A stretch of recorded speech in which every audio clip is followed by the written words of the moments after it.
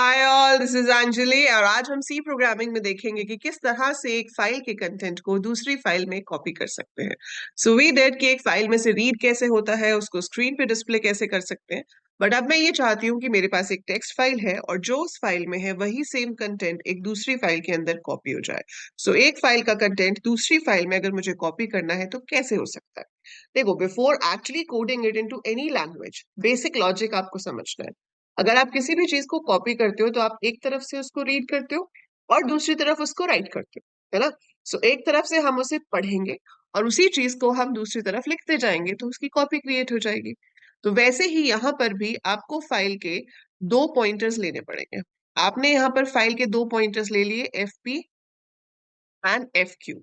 So I create two pointers over here, F P Q मैंने pointers ले लिए। First pointer की help से मैं फर्स्ट फाइल जिसकी कॉपी बनानी है, मान लो उसका नाम है story डॉट txt, तो मैं उस फाइल को ओपन करूंगी रीड मोड।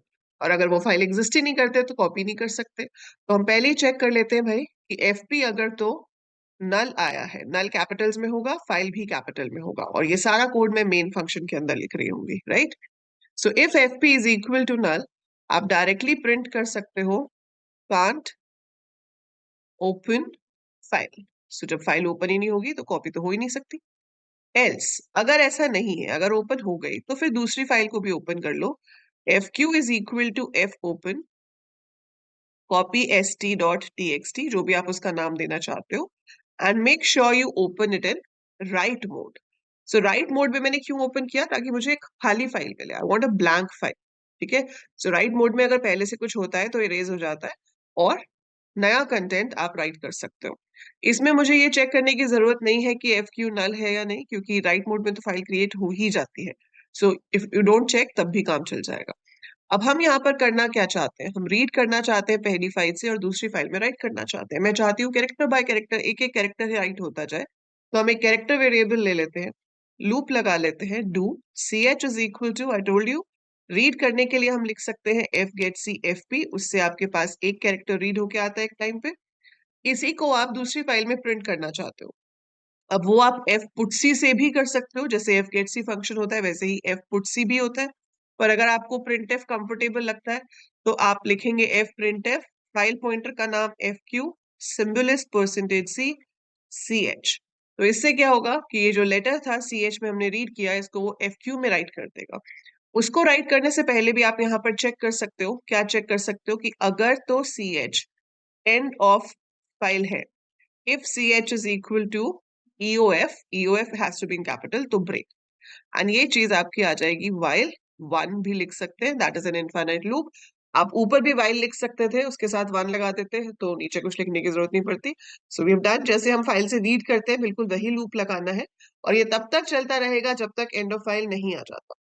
जैसे ही फाइल से end of file character read होगा, this loop will break, the loop will stop over there. So जैसे ही ब्रेक हुआ वैसे ही लूप खत्म, लूप से बाहर आ गए और उसके बाद अब आप दोनों फाइल्स को बंद कर सकते हो।